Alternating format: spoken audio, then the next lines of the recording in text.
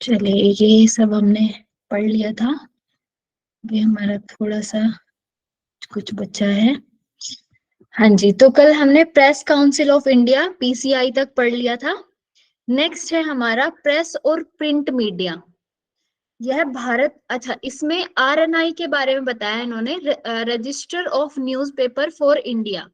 ये एक ऐसी संस्था है जो रजिस्टर करती है जितने भी आपके न्यूज़पेपर्स है, जितने भी न्यूज चैनल्स हैं, इन सबको। तो यह भारत के समाचार पत्रों का पंजीयक कार्यालय है ना। कितने न्यूज़पेपर्स हमारे चल रहे हैं अभी भारत में, उन सब की जो एक रजिस्ट्रेशन होगी वो वहां पे होगी, आरएनआई में, register of newspaper for India. 1953 में प्रथम प्रेस आयोग की सिफारिश पर और press and registration of books act 1867 में संशोधन करके 1 जुलाई 1956 में लाया गया।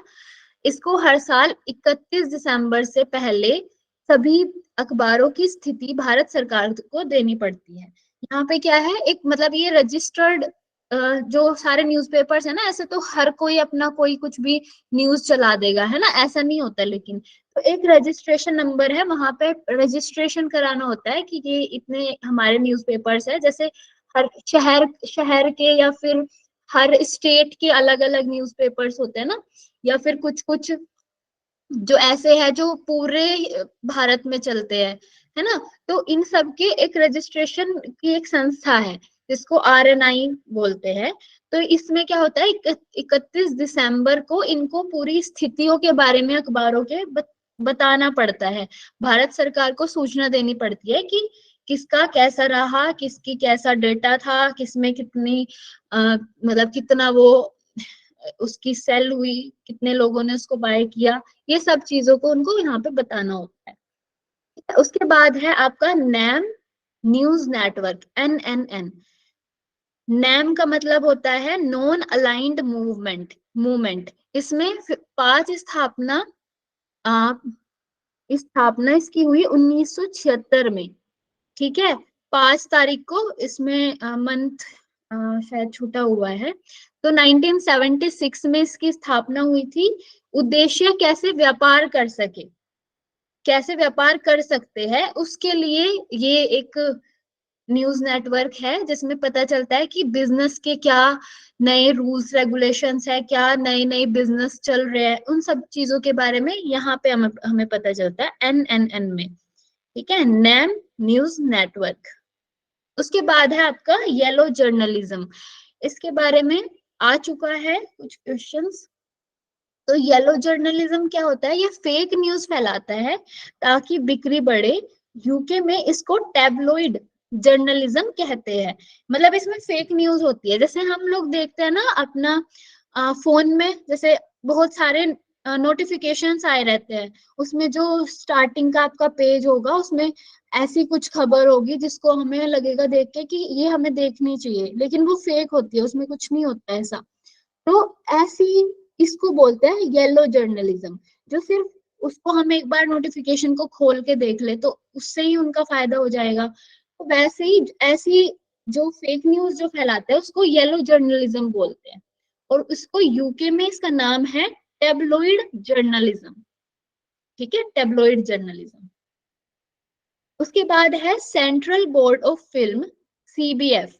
ये क्या है, 1952 में इसकी स्थापना हुई। इसका हेडक्वार्टर मुंबई में है और यह फिल्मों को सर्टिफिकेट प्रदान करता है। ये सर्टिफिकेट देता है कि कौन सी एज ग्रुप के लोग इस मूवी को देख सकते हैं, किसके लिए ये रिस्ट्रिक्टेड है। मतलब ऐसा जो सारा सर्टिफिकेट प्रदान करता है फिल्मों को, इसको बोलते हैं हम सेंट्रल बोर्ड ऑफ फिल्म। ठीक है, तो जैसे आपने देखा होगा मूवीज में लिखा आता है UA ऐसे करके, तो मतलब वो एडल्ट्स के लिए है। कोई मूवी जो सिर्फ एडल्ट मूवी मूवी है उसको A बोलते हैं, जो अनरिस्ट्रिक्टेड मूवी है तो उसको ऐसा यू बोलते हैं। तो इसमें लिखा हुआ होता है, आपने स्टार्टिंग में देखा होगा जब भी आप कोई मूवी देखते होंगे तो शुरू में एक पेज आता है, उसमें वो सर्टिफिकेट होता है, वो उसमें लिखा होता है UAS सारी चीजें। तो स्पेशल, ये जो एस है ये स्पेशल ऑडियंस के लिए मूवी होती है। ऐसे जैसे कोई स्पेशल लोगों के लिए, जैसे अ, कोई सुन नहीं सकता या कोई देख नहीं सकता, उनके लिए, ऐसे लोगों के लिए भी अलग से कोई मूवीज बनाई जाती है। तो ये उसके लिए सीबीएफ जो है ये सर्टिफिकेट देता है। ठीक है। नेक्स्ट है आपका children's film society India, CFS. इसकी स्थापना 1955 में हुई है। इसका उद्देश्य ऐसे बनाना जिससे बच्चों की, मतलब ऐसी मूवीज को बनाना जिससे बच्चों की साइकोलॉजिकल और एजुकेशनल नीड पूरी हो। ये इसके लिए है, central film society, sorry, children film society. इसमें कुछ ऐसी मूवीज बनाई जाती है, इसका उद्देश्य यही है कि जो बच्चों की साइकोलॉजी पे, उनकी एजुकेशन पे, उन सब पे इससे कुछ इफेक्ट पड़े, है ना, उनकी जो एजुकेशन है, एजुकेशन की नीड है वो पूरी हो। जैसे हमारी एक मूवी है ना, आ, सबने उसके बारे में सुना होगा, तारे जमी पर, है ना, वो बच्चों के लिए, उनकी साइकोलॉजी को, कि उनके पेरेंट्स को ऐसा समझाने के लिए है कि बच्चों को ऐसा ही सब कुछ कराना चाहिए जैसा वो चाहते हैं, है ना। उस जिस तरीके से अगर वो बच्चे किसी एक पढ़ाई में अच्छे नहीं है, अगर वो किसी गेम्स में अच्छे हैं, तो उनको उसी तरफ लेके जाना चाहिए। तो उस सब चीजों के लिए, बच्चों के डेवलपमेंट के लिए जो काम करती है वो है चिल्ड्रंस फिल्म सोसाइटी, सीएफएस। उसके बाद है film and television institute of India. इसकी स्थापना 1960 पुणे में, यह संस्थान उन व्यक्तियों को ट्रेनिंग देता है जिसका कला, फिल्म आदि में रुचि है। ठीक है। जो लोग मतलब मूवीज वगैरह के लिए काम करना चाहते हैं, जो ये सब चीजें सीखते हैं, उनके लिए इंस्टीट्यूट है, film and television institute of India. ये पुणे में है, 1960 में इसकी स्थापना हुई। उसके बाद है IIMC, Indian institute of mass communication. Mass communication 17 अगस्त 1965 में इंदिरा गांधी ने इसकी स्थापना की थी। यह मास मीडिया के क्षेत्र में कई कोर्स प्रदान करता है। इसकी निगरानी भारत सरकार करती है। ठीक है, इसकी निगरानी भारत सरकार करती है, और ये बहुत सारे जो मास मीडिया से रिलेटेड कोर्सेज है वो ये प्रोवाइड कराता है, Indian institute of mass communication. उसके बाद है आपका सूचना व प्रसारण मंत्रालय। यह आजादी के बाद स्थापित हुआ है। सरदार वल्लभ भाई पटेल इस मंत्रालय के पहले मंत्री थे। इसका मुख्य कार्य सरकार की सूचना, मनोरंजन, जागरूकता जनता तक पहुंचाना है। इसकी 3 विंग है ना, जो अब तक हमने पढ़े थे। पहला था information wing, PIB, broadcasting wing, Prasar Bharati, और फिल्म विंग, सीबीएफ।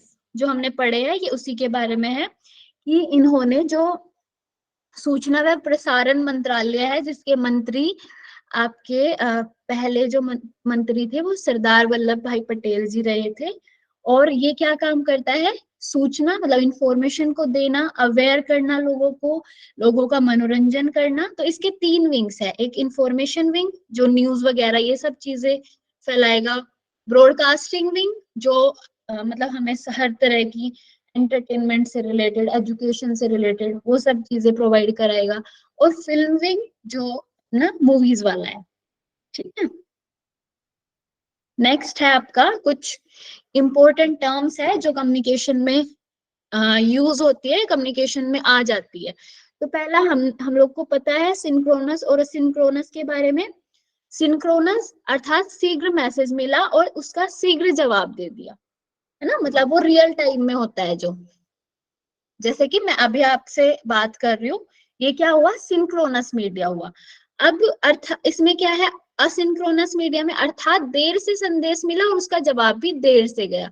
यह दोनों इनडायरेक्ट कम्युनिकेशन के प्रकार है। हाँ, इसका ये जो दोनों है, सिंक्रोनस और असिंक्रोनस, ये इनडायरेक्ट कम्युनिकेशन के प्रकार है। अब इसमें क्या है, असिंक्रोनस मीडिया में, जैसे कि आप मेरी जो अभी जो हमारी क्लास चल रही है लाइव, ये तो हुआ सिंक्रोनस। और जब ये क्लास ही आप यूट्यूब में बाद में देखोगे, इसको बोलेंगे असिंक्रोनस। ठीक है, बाद में जब हम उस इंफॉर्मेशन को सुनते हैं या जो भी कुछ है, वो जब हम बाद में सुनते हैं तो वो असिंक्रोनस हुआ। ठीक है, सिंक्रोनस असिंक्रोनस। उसके बाद आपका है टाइम शिफ्ट। टाइम शिफ्ट क्या है? किसी प्रोग्राम को रिकॉर्ड कर लेना और उसके बाद उसको बाद में देख लेना। इसमें क्या होता है? The recording of an audio और video event usually by the audience to be watched later at a time other than when it was originally broadcasting casted is called time shift. जैसे कि हम लोग हमें मतलब हम लोग कोई लाइव शो देख रहे हैं या फिर लाइव जैसे कि हम क्लास ही पढ़ रहे हैं, तो मुझे ये पता है कि मुझे ये क्लास बाद में नहीं मिलेगी, है ना? ऐसा हम लोग करते थे। मास्टर्स में हमारे एक सर थे, तो वो बाहर से क्लास लेते थे, मतलब वो कॉलेज में नहीं थे। तो हम लोग जैसे क्लास लेते थे, तो अगर कभी कभी ऐसा होता था कि मन नहीं है पढ़ने का या फिर कुछ भी ऐसा कुछ काम आ गया, तो फिर हम लोग ना उसको रिकॉर्ड कर लेते थे। मतलब हमारे फोन में जो रिकॉर्डिंग वाला जो एक होता है ना सेटिंग, तो वहां पे हम उसको रिकॉर्ड करके फिर उसको बाद में देखते थे। तो ये होता है टाइम शिफ्ट।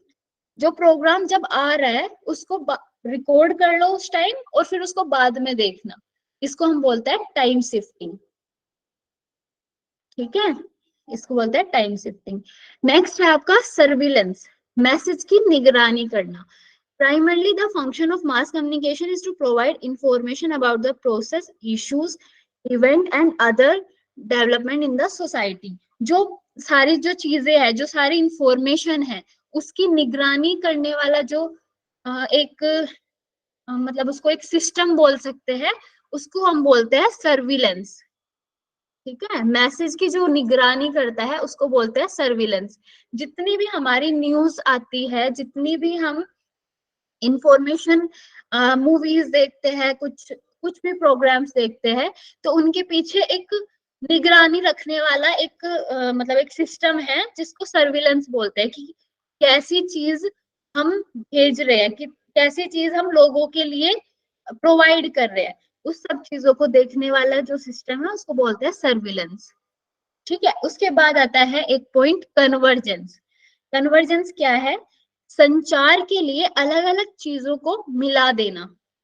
मास मीडिया में इसका उपयोग होता है, जैसे communication plus media plus internet. जब हम तीनों चीजों को एक साथ मिला देते हैं तो वो क्या हो जाता है? कन्वर्जेंस। ठीक है, जैसे कि मैं अभी बात कर रही हूँ, ठीक है, मैं इंफॉर्मेशन एक दे रही हूँ, फिर हमने उसमें एक मीडिया को मिला दिया, मतलब एक जैसे कि हमने फोन को या अपने लैपटॉप को जोड़ दिया इंफॉर्मेशन से, है ना? और फिर हमने इंटरनेट का यूज करा, मतलब जब सारी चीजें यूज होगी किसी भी इंफॉर्मेशन को प्रोवाइड कराने में, उसको हम बोलेंगे कन्वर्जेंस। ठीक है, it is the combination of computing, telecommunication and media in a digital environment.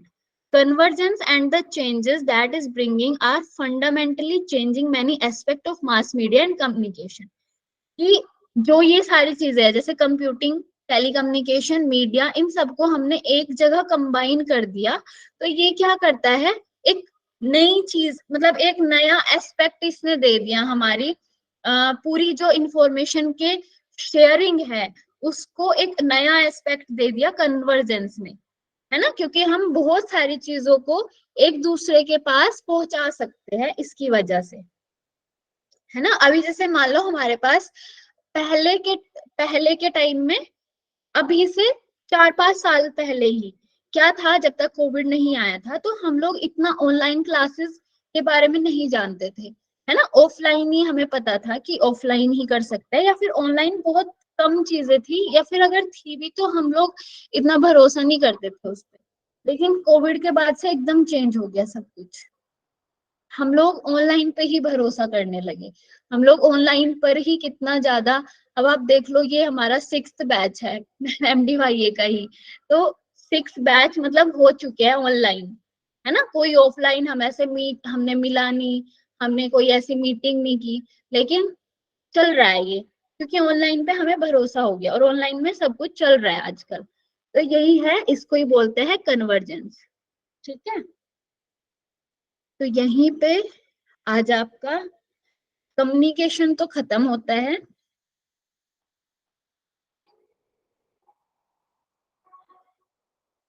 आपने मैम पढ़ इसकी लिया? पूरी पीडीएफ मिल जाएगी?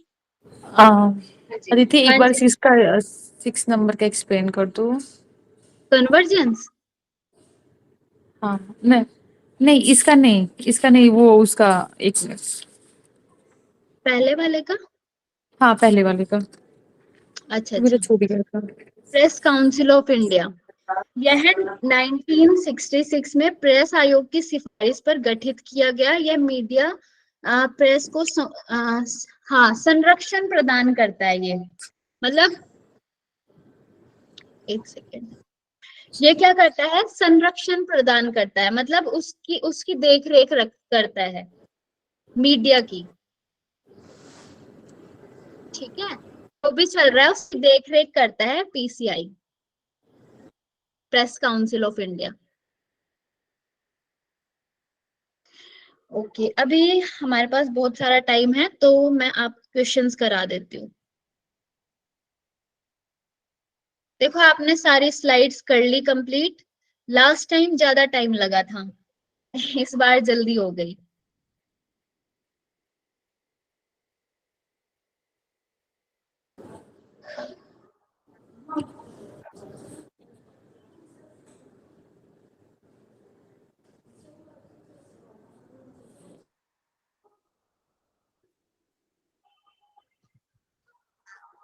मैम हाँ जी।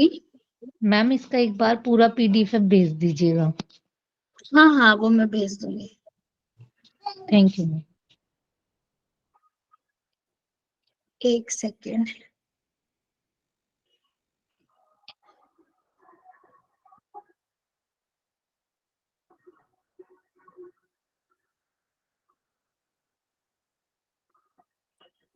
मैं कुछ आपको क्वेश्चंस करा देती हूँ, फिर उसके बाद ना हम टेस्ट रख लेंगे। ठीक है।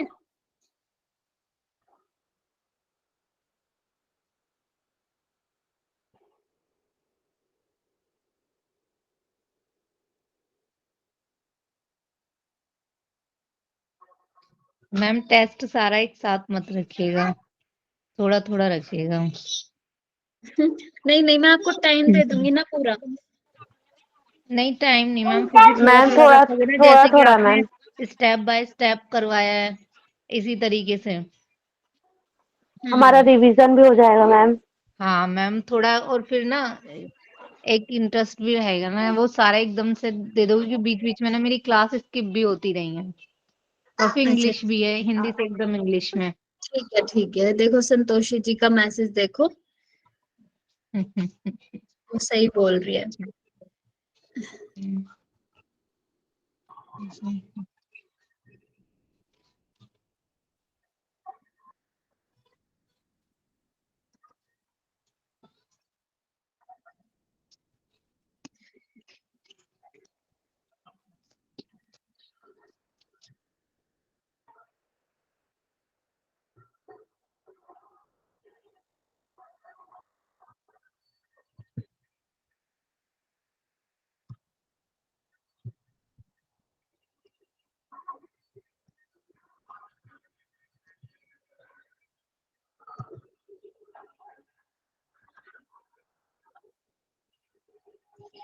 हाँ जी, अभी हमारे जितने क्वेश्चंस हो गए थे, देखो मैंने उनके आंसर डाल दिए हैं, तो ये पीडीएफ में आपको शेयर कर दूंगी।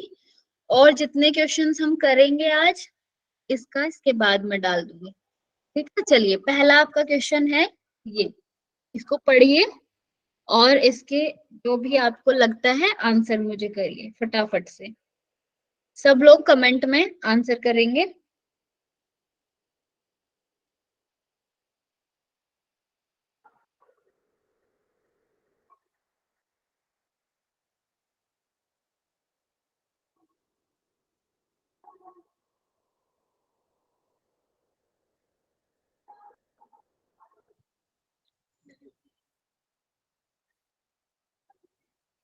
आप लोग आंसर कर रहे हो क्या?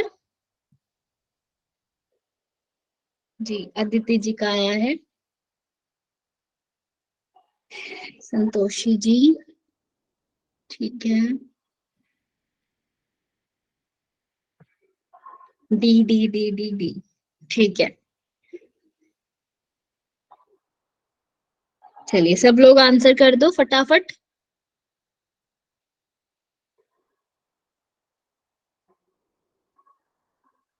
6 लोगों का आंसर सिर्फ आया है। यहाँ पे हम 20 लोग हैं, 20 से भी ज्यादा है। चलिए जिनका अदिति जी का सबसे पहले आया था, अदिति जी आप इसका आंसर बताओ मुझे, कैसे आपने डी लगाया? मैम मैंने पहले देखा कंटेंट इंफॉर्मेशन, तो मैम मुझे वो लगता है वो फैक्चुअल के साथ मैच हो रहा है। और ठीक उसके बाद फिर मैंने देखा कि बी और सी में ऐसा फर्स्ट के साथ थर्ड है। उसके बाद हम्म मैम फोर्थ जो है सब्जेक्टिव मीनिंग, हम्म वो मैम पर्सनल है, सब्जेक्टिव कुछ भी पर्सनल होता है, तो हम्म फोर्थ का सेकंड, तो मैम फिर डी हो गया इसलिए। जी, वेरी गुड, बहुत ही सही आपने आंसर किया। तो देखो सबसे पहले अगर आपको कुछ और भी नहीं समझ में आ रहा तो सबसे पहले आपको सब्जेक्टिव से देखना है, सब्जेक्टिव या विषयगत, है ना, जो हमारा खुद का जो होता है तो उसको बोलते हैं पर्सनल। ठीक है, तो जब आपने देखा डी का मतलब फोर्थ का जो है, फोर्थ का आपका सेकंड है, तो आपने सब में चेक किया तो फोर्थ का सेकंड ये है। ठीक है, तो आपको यहीं से समझ आ जाता है कि इसका आंसर डी है। ठीक है, तो फिर उसके बाद हम देख लेंगे कंटेंट इंफॉर्मेशन, मतलब फैक्चुअल होगा, रिलेशनल, कुछ रिलेशनल होगा, तो इसका कम्युनिकेटर्स की फीलिंग होगी, है ना, जब हम रिलेशन से रिलेटेड क्या करते हैं, फीलिंग्स को रिलेट करते हैं। फिर थर्ड का आपका सोशल से मतलब शेयर्ड, और सब्जेक्टिव से पर्सनल। ठीक है, तो इसी तरह से आपको क्वेश्चंस करने हैं। नेक्स्ट है आपका, which of the following is not a key principle of effective classroom communication?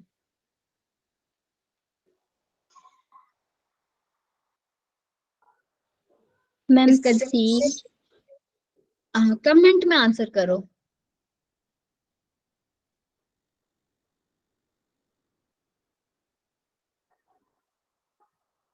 C D, ठीक है, डी, ओके, डी, ठीक है,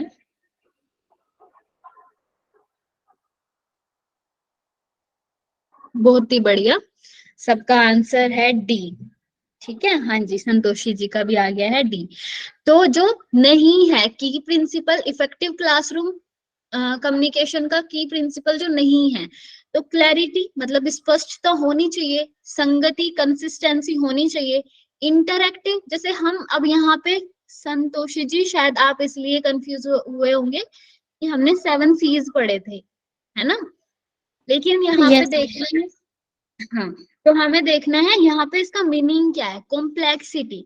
अगर हमारी चीजें कॉम्प्लेक्स होगी तो हम जटिल होंगी तो हम नहीं समझ पाएंगे, है ना, हमारी कम्युनिकेशन इफेक्टिव नहीं होगी। वेरी गुड, आप बहुत सही आंसर कर रहे हो।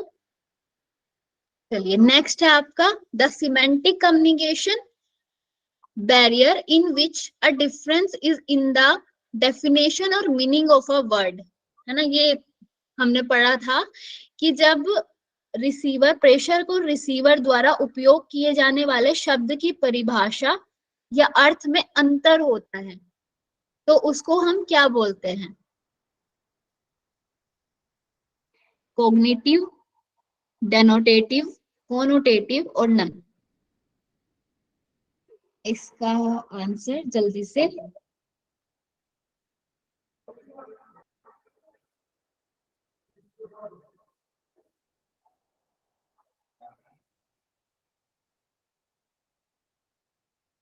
कोग्निटिव, डेनोटेटिव, नहीं, डेनोटेटिव, कोनोटेटिव, नन?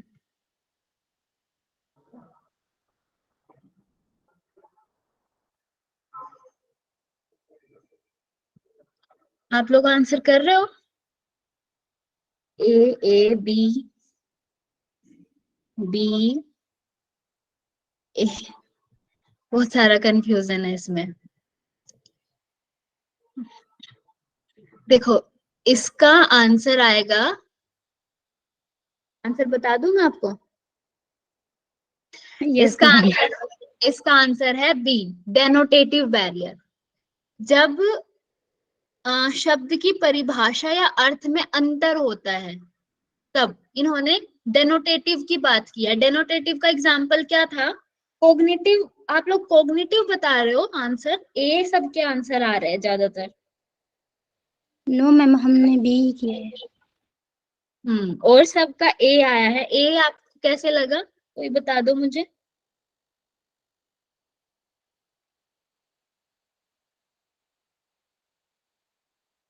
डेनोटेटिव हमने पढ़ा था ना, डेनोटेटिव बैरियर कि जैसे मैंने उसके बारे में आपको एक एग्जांपल दिया था कि हाँ, बैट वाला एग्जांपल दिया था। जब एक बैट को दो अलग अलग चीजों से मतलब उसको देखा जाता है, बैट एक पक्षी भी है और एक बैट जो हम यूज करते हैं गेम में, तो उसको हम क्या बोलते हैं? डेनोटेटिव बैरियर हम उसको बोलते हैं। ठीक है, जब एक वर्ड के डिफरेंट मीनिंग होते हैं, दो अलग अलग मीनिंग होते हैं, तो हम उसको बोलते हैं डेनोटेटिव बैरियर। ठीक है, क्लियर है आप लोग को ये? Yes ma'am. आंसर है बी।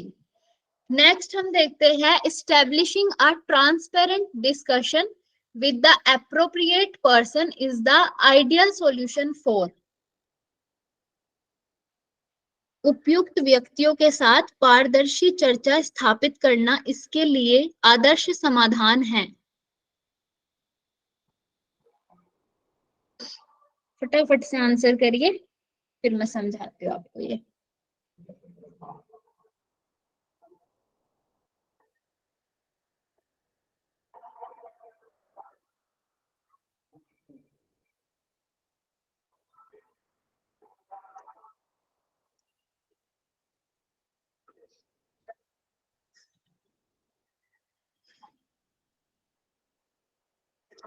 ए और सब फटाफट से आंसर करो। ए, सब एक दूसरे को देख के ए कर रहे हो क्या? सोचो इसके बारे में थोड़ा सा।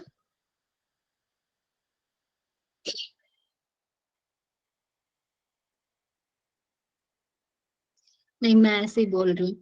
अच्छा, हाँ जी, और सब लोग आंसर करो। 4-5 लोग थोड़ी है हमारी क्लास में।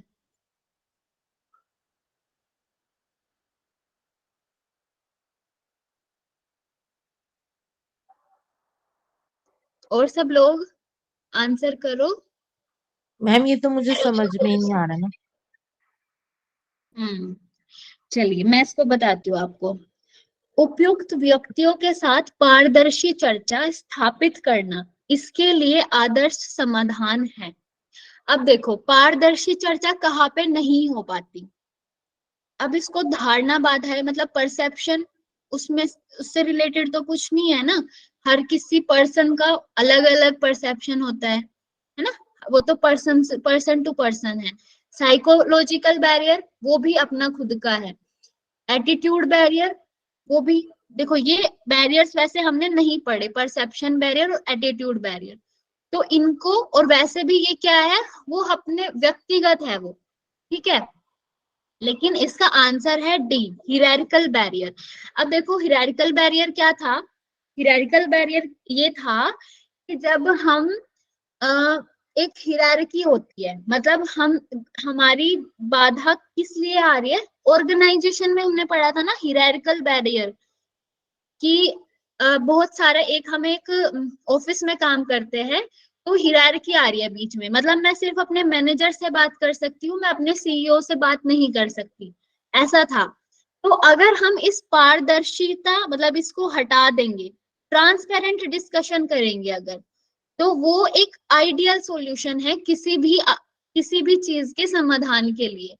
मेरी कुछ प्रॉब्लम है, लेकिन मैं उसको अपने मतलब मैं अगर उसको डिस्कशन करूंगी अपने सबसे सीनियर से, तो वो एकदम से सोल्व हो जाएगी। लेकिन वो जो बीच में जो मैनेजर है जिनको मैं बता रही हूँ, वो उसको मतलब ऊपर तक नहीं जाने दे रहे, ऐसा कुछ प्रॉब्लम हो रही है। तो उसकी वजह से वहां पे सब कुछ अटका हुआ है।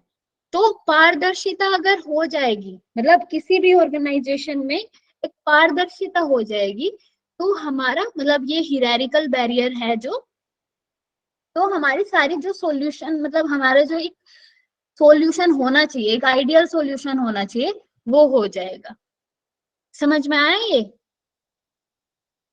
थोड़ा सा देखो कैसे घुमा के पूछा है ये एकदम। समझ में आया? हाँ समझ गया मैम, जी। बहुत अच्छा मैम। नेक्स्ट हम पढ़ते हैं, विच of the following is a drawback of asynchronous communication. अभी हमने पढ़ा था सिंक्रोनस और असिंक्रोनस के बारे में, इसको आप लोग पढ़ो और आंसर करो फटाफट से।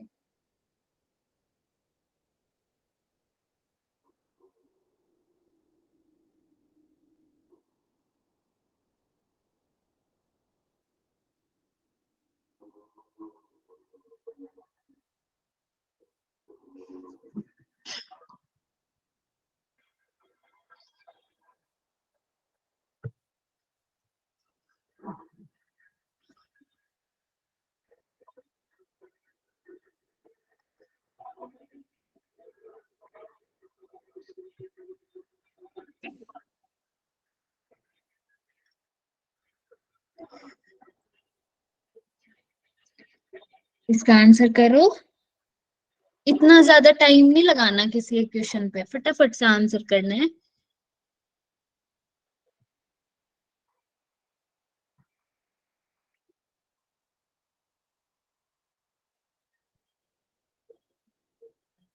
चलिए, जिसका आंसर है ए, वो बिल्कुल सही है।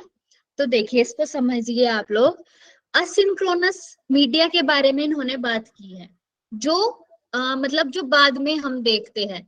सिंक्रोनस होता है रियल टाइम, जो अभी हमारा चल रहा है। असिंक्रोनस जो बाद में देखते हैं। तो इसमें क्या होता है, सबसे पहले तो इसके जो ड्रॉबैक है, absence of tone and body language cues, इसमें एब्सेंस हो जाएगा, है ना। क्योंकि देखो हम लोग उस टाइम नहीं जुड़े हुए, या फिर हम सामने आमने सामने नहीं है किसी के भी, तो हमारी जो टोन है, हमारा जो बॉडी लैंग्वेज है, वो छूट जाएगा कहीं ना कहीं, है ना। अगर हम मान लो हम मैसेज देख रहे हैं, किसी का मैसेज आया है, मैसेज को देख रहे हैं हम लोग, तो हमारी जो टोन और बॉडी लैंग्वेज है उस टाइम, वो नहीं पता चलेगी। पहली बात ये हुई। दूसरी, it is not ideal for brain storming and strategising. Brain storming क्या होता है कि उस टाइम आप क्या आंसर कर रहे हो, जैसे कि आप किसी इंटरव्यू में हो, इंटरव्यू में आपको एकदम आंसर करना पड़ता है, मतलब आपको सोचने का टाइम नहीं दिया जाता। इसको बोलते हैं ब्रेन स्टॉर्मिंग, ठीक है। एंड स्ट्रेटेजाइजिंग क्या है कि मतलब एक जैसे इसमें लिखा है ना, रणनीति, एक हमें वो टाइम नहीं मिलता एक इंटरव्यू में। तो यहाँ पे जो असिंक्रोनस है, इसमें मतलब पर्सन एकदम सोच समझ के बाद में आराम से आंसर करेगा, तो हमारी ब्रेन स्टॉर्मिंग नहीं होगी कि उस टाइम एकदम से मैं आपसे कुछ क्वेश्चन करती हूँ और तब मुझे पता चलेगा कि आप रियल में क्या हो, है ना। हमें रियलिटी पर्सन की तब पता चलती है। लेकिन जब हम किसी को एक टाइम दे देते हैं कि 1 घंटे का टाइम है, आप इसको सोच के तब बताओ, तो फिर पर्सन ना बहुत सारी चीजें, अपने प्रॉफिट लॉस सबको देख के तब हमें आंसर करते हैं। तो ये इसमें नहीं आइडियल है ना, ये इसके लिए नहीं है सही। तो ये इसका ड्रॉबैक हुआ। तीसरे देखो इसमें क्या बताया, it create schedule challenge due to time zone difference. तो इसमें स्केड्यूल चैलेंज नहीं होगा, क्योंकि हम रियल टाइम में नहीं मिल रहे किसी से, है ना। सेम टाइम में हम नहीं मिल रहे, हम बाद में देख सकते हैं, तो ये नहीं होगा। It help in real time communication, तो इसमें ये तो हमने पढ़ा ही कि ये टाइम रियल टाइम नहीं होता। तो ये दोनों चीजें, दोनों जो ऑप्शन है ये एलिमिनेट हो जाएंगे। ए और बी इज राइट आंसर। तो ये क्या है, ए। ठीक है, क्लियर हुआ आप लोग को ये? मैम आप एक बार सी क्यों नहीं होगा ये एक बार फिर से, मतलब इट क्रिएट, हाँ जी हाँ जी बता रही हूँ।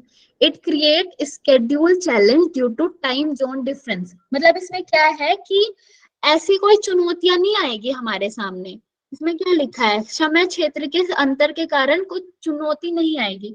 अब जैसे मैं आपको कुछ मैसेज कर रही हूँ अभी 12 बजे, और आप मुझे 2 बजे आंसर कर रहे हो उसका, तो कोई प्रॉब्लम नहीं है इसमें। लेकिन जब कोई प्रॉब्लम नहीं होगी असिंक्रोनस में, ठीक है। लेकिन जब आपका एक रियल टाइम कन्वर्सेशन है तो आपको सेम टाइम में मिलना पड़ेगा। 12 बजे अगर मैंने आपको बोला है कि मैं आपकी 12 बजे क्लास लूंगी, तो आपको 12 बजे ही मिलना पड़ेगा, ठीक है, समझे? Yes ma'am. हाँ जी, मतलब इसमें कोई ऐसा डिफरेंस की वजह से, टाइम के डिफरेंस की वजह से कोई प्रॉब्लम नहीं होगी, ठीक है। नेक्स्ट है आपका, which of the following are the finer point of effective listening. Answer करिए इसका।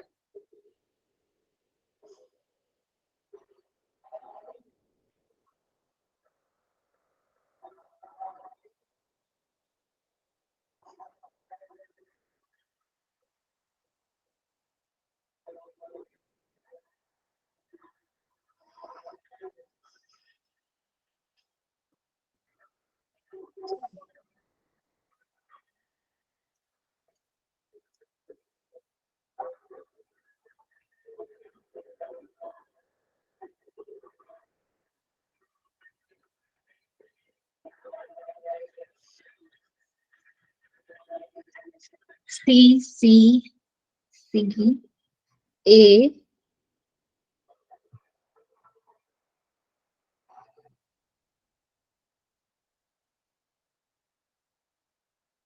बी। चलिए, वेरी गुड। जिनके भी आंसर सी आया है वो बिल्कुल सही है। साक्षी जी, साक्षी जी आप समझाओगे सी आपने क्यों लगाया इसका आंसर?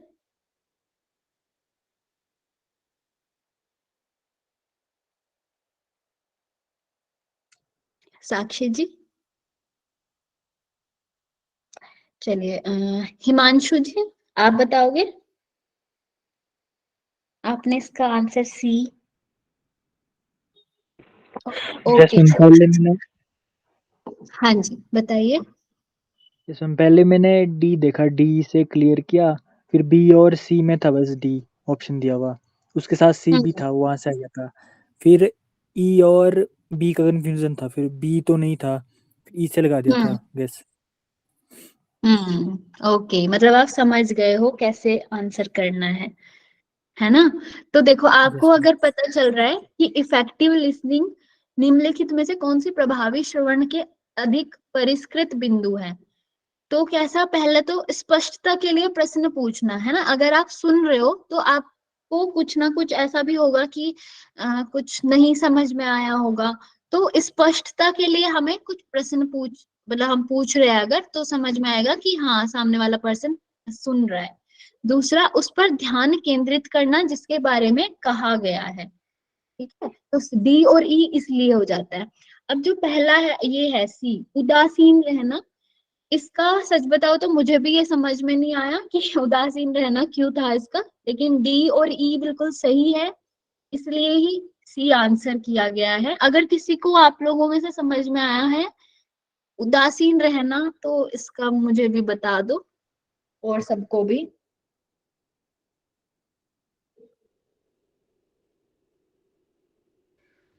मैम सी तो सब में है कॉमन। हाँ, लेकिन सी का थोड़ा ये अजीब सा है ऑप्शन, मुझे भी नहीं समझ में आया ये। अगर हाँ वो जी, सुनने वाला उदासीन रहेगा तो पूरा भर सुन नहीं पाएंगा, ऐसा लगता है। क्या? अगर उदासीन रहेगा, जैसा हम क्लास में अगर उदासीन रहे तो आपको बराबर सुन नहीं पाएंगे हम, ऐसा ऐसा वैसा लगता है। हाँ, लेकिन ये एकदम उल्टा दिया हुआ है कि वो ज्यादा अच्छा होगा। ठीक है, चलिए ठीक है। हाँ उल्टा दिया है, लेकिन हाँ उल्टा दिया है। हाँ जी, लेकिन ये सी है ही सब में, तो इसलिए हमें ये चूज करना ही पड़ेगा। नेक्स्ट हम चलते हैं, power and status are said to cause barrier in communication. कहा जाता है कि शक्ति और हैसियत संचार में यह अवरोध उत्पन्न करते हैं। इनमें से कौन सा ऐसा बैरियर है जो पावर और स्टेटस की वजह से होगा, मतलब कम्युनिकेशन को बाधित करेगा?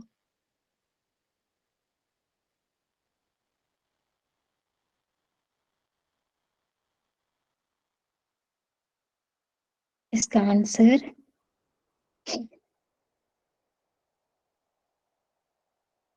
सब लोग आंसर करिए।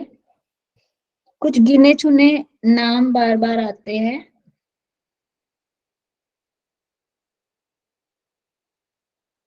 और सब लोग भी आंसर करो।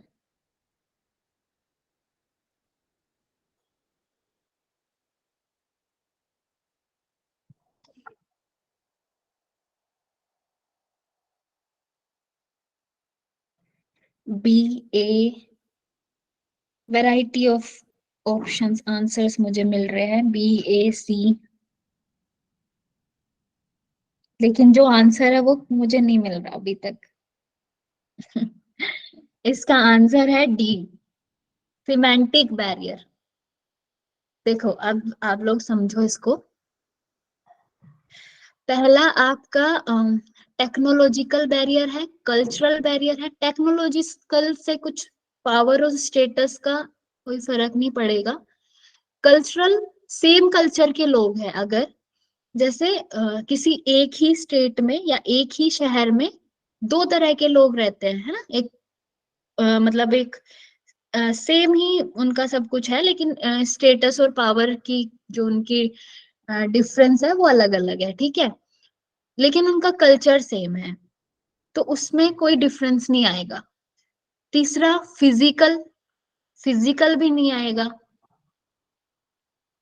चौथा है आपका सिमेंटिक। सिमेंटिक क्या है? अब जैसे कि पावर और स्टेटस वाले लोग हैं, उनका जो कहने का तरीका है, उनका जो बात करने का तरीका है, उसको हर कोई अपने हिसाब से लेगा। मतलब अपने पर्सनल, जिसकी जैसी सोच होगी, जिसका जैसा जैसे थॉट्स होंगे, वो उसके अकॉर्डिंग उसको लेगा। जैसे कि अब हम ले लेते हैं, हाँ, हमारे प्रधानमंत्री मोदी जी। तो वो जब बोलते हैं तो हर कोई व्यक्ति, जैसे कि अ, एक फार्मर्स की फैमिली है, वो अपने हिसाब से उसको लेगी, उनके जो भी उनकी स्पीच हो है, ठीक है। कोई ऑफिसर्स है, वो अपने हिसाब से लेंगे, अपने मतलब जो भी उनका उनके बारे में कुछ अच्छा बोल रहा है, वो उनके उनके लिए कुछ प्रगति कर रहे हैं, उनके लिए कुछ डेवलपमेंट हो रहा है, तो वो अपने हिसाब से लेंगे। जो हमारे शब्द अर्थ है, शब्दार्थ संबंधी बैरियर्स इसमें आएंगे।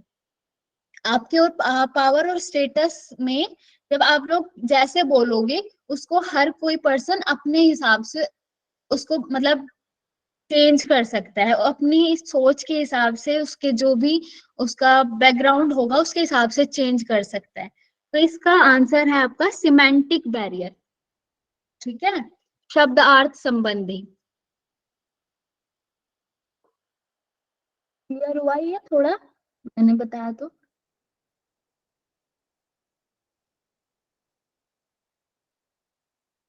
नहीं हुआ क्या क्लियर? हो गया मैम। क्लियर है मैम। जी। नेक्स्ट है आपका, a student greets his teacher with good morning, here the channel of communication is, क्या होगा? चैनल ऑफ कम्युनिकेशन,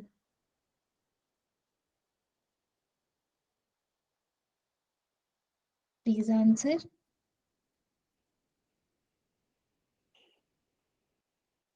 ये बहुत इजी सा है, फटाफट से आंसर कर दो।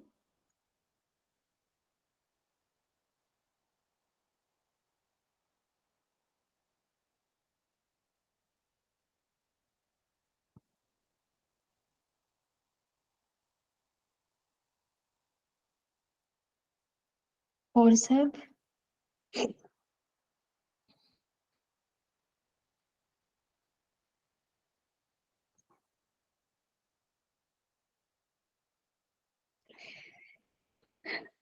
संचार का चैनल क्या होगा जब आप किसी को गुड मॉर्निंग करोगे? जी, जिसका भी आंसर ए है वो बिल्कुल गलत है। इसका आंसर है सी। देखो, इफेक्ट जो पड़ता है वो बाद में पड़ता है, लास्ट वाली प्रोसेस है ये। पूरी प्रोसेस ऑफ कम्युनिकेशन में लास्ट में इफेक्ट पड़ता है कुछ, लेकिन जो सोर्स है, मतलब जो चैनल है, वो क्या है? स्पीच। वो कैसे गुड मॉर्निंग वो कैसे कर रहा है? स्पीच से, बोलने से। ठीक है, इसको हम चैनल बोलेंगे। मैंने बोला था ना आपको, चैनल या मीडियम कुछ भी हो सकता है। जैसे कि मेरी जो लैंग्वेज है वो भी चैनल है ना। मैंने बोला था ना कि जैसे हम कोई मैसेज, कोई सेंडर है, उसने मैसेज को इनकोड करा, उसके बाद वो पहुंचाता है, वो जैसे भी पहुंचाता है, वो कोई लैंग्वेज भी हो सकती है, वो कोई नोट भी हो, मतलब कुछ लिख के भी हो सकता है। उन सबको हम बोलेंगे मीडियम या चैनल, दोनों चीज, है ना। कुछ भी, कभी कभी यहाँ पे अगर मीडियम ऑफ कम्युनिकेशन आ जाता है तब भी इसका आंसर स्पीच होता है। ठीक है। इफेक्ट, अगर इफेक्ट जो है वो बाद में पड़ता है। इसमें ऐसा नहीं पूछा गया कि गुड मॉर्निंग बोलने से क्या फीडबैक मिला, या ऐसा कुछ नहीं पूछा गया। इफेक्ट तब आता, लेकिन अभी क्या आता है? The speech. ठीक है, चैनल है स्पीच। क्लियर?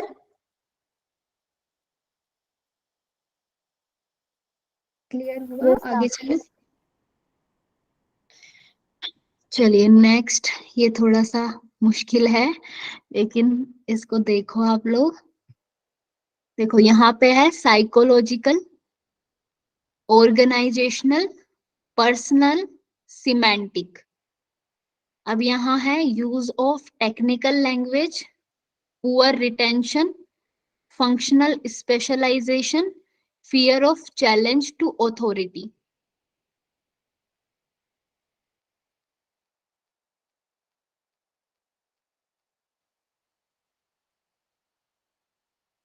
चलिए, अगर आप लोग को समझ में आ गया कैसे आपको क्वेश्चन सोल्व करने हैं, तो आप इसको बहुत इजीली कर पाओगे, एक भी अगर आपको पता होगा तो।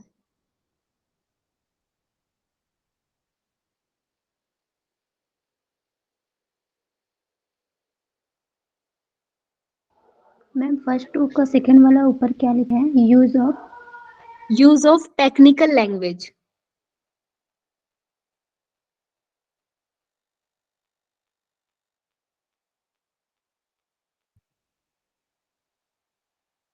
हिंदी में भी एक बार पढ़ देती हूँ मैं। मनोवैज्ञानिक, सांगठनिक, व्यक्तिक, शब्दार्थ, तकनीकी भाषा का प्रयोग, निम्न प्रतिधारण यानी कि पुअर रिटेंशन, प्रकार्यात्मक विशिष्टीकरण, प्राधिकार को चुनौती का भय।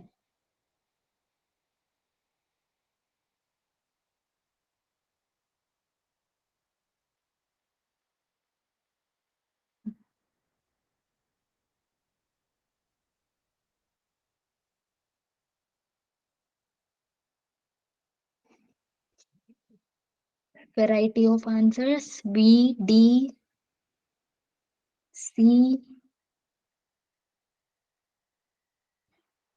चलिए, तो जिनके भी आंसर बी है वो बिल्कुल सही है, मतलब आपको समझ में आ गया कैसे आपको आंसर करने हैं। तो देखो, मुझे इन सब के बारे में नहीं पता, ठीक है। अब इन तीनों के बारे में मुझे नहीं पता, लेकिन मुझे सिमेंटिक के बारे में पता है। सिमेंटिक क्या है? शब्दार्थ से रिलेटेड। तो यहाँ पे क्या हुआ है? पहले ही सबसे पहली बात है use of technical language. Language की जहाँ पे बात आती है मतलब सिमेंटिक। तो डी का फर्स्ट है। अब आपको और कुछ देखना ही नहीं है, डी का फर्स्ट यहाँ पे है। अब चलो फिर भी हम देख लेते हैं। ए का जो है साइकोलॉजिकल, पुअर रिटेंशन, साइकोलॉजी से रिलेटेड हो गया ना, मतलब आपकी रिटेंशन जो है वो पुअर है, तो वो साइकोलॉजिकल कुछ प्रॉब्लम हो गई। तो फर्स्ट का, ए का हुआ पुअर रिटेंशन। फिर बी का हुआ ऑर्गेनाइजेशनल, ऑर्गेनाइजेशनल मतलब संगठनी, किसी संगठन से रिलेटेड। तो बी का थर्ड फंक्शनल स्पेशलाइजेशन। ठीक है, फंक्शनल स्पेशलाइजेशन। फिर सी का आपका सी का हुआ 4, fear of challenge to authority, personal हो गया ये। और उसके बाद आपका सिमेंटिक, आपको पता है, यूज ऑफ टेक्निकल लैंग्वेज, तो इसका आंसर होता है आपका बी। ठीक है, ये यहाँ पे आपके आंसर्स दिए हुए हैं, मैं साथ में आंसर्स अटैच करके दे दूंगी। और जो हमने लास्ट टाइम किए थे क्वेश्चंस, उनको भी मैं आंसर अटैच करके दे दूंगी। हाँ जी, अभी आपका पूरा क्वेश्चन आंसर वाला सेक्शन खत्म हुआ और आपकी कम्युनिकेशन खत्म हुई। ठीक है, क्लियर हुआ आप लोग को सब कुछ? Yes ma'am. Yes ma'am.